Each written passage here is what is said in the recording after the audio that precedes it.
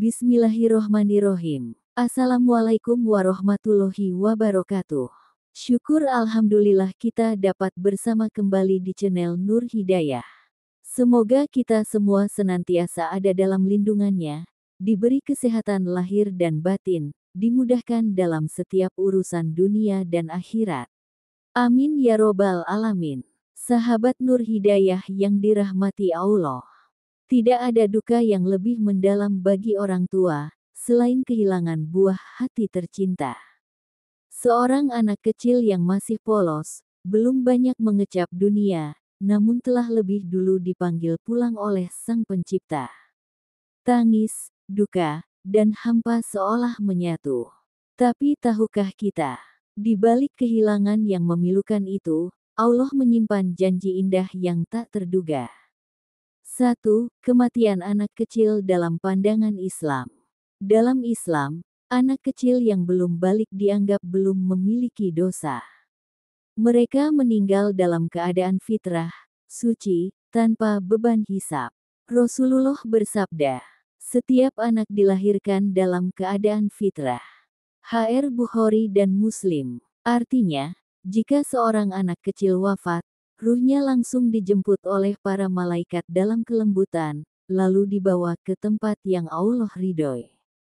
Bukan dihisap, bukan disiksa, tapi disambut penuh kasih oleh para malaikatnya. 2. Apakah ruh anak kecil menunggu orang tuanya? Sahabatku, pertanyaan ini sering muncul dari hati yang merindukan. Benarkah mereka akan menunggu kita di surga?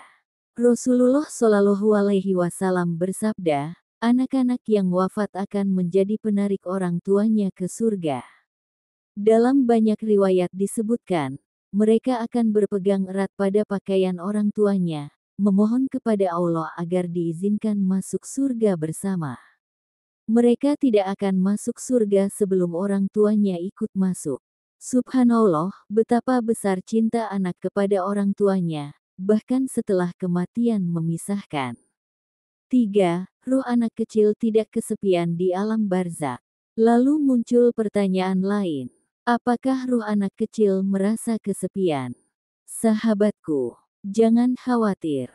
Ruh anak-anak yang wafat akan ditempatkan di taman-taman surga, di bawah pohon-pohon rindang, dalam pelukan rahmat Allah. Dalam sebuah riwayat, disebutkan bahwa mereka diasuh oleh Nabi Ibrahim alaihissalam di alam barzakh. Mereka bermain dengan gembira, tanpa takut, tanpa tangis. Menunggu hari di mana mereka dipertemukan kembali dengan orang tuanya. 4. Syafaat anak kecil di hari kiamat. Tahukah kamu, anak-anak yang meninggal dunia juga akan memberi syafaat di hari kiamat.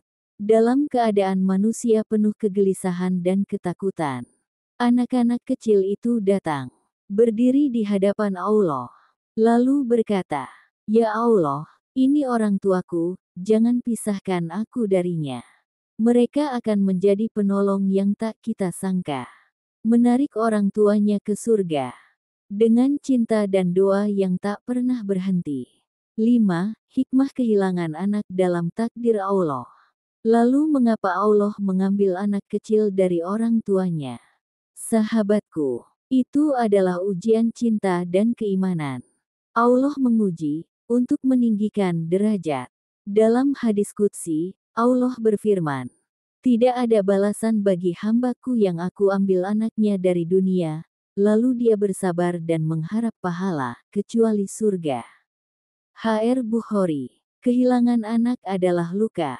Tapi di balik luka, ada pahala besar. Bagi yang sabar, surga adalah balasannya.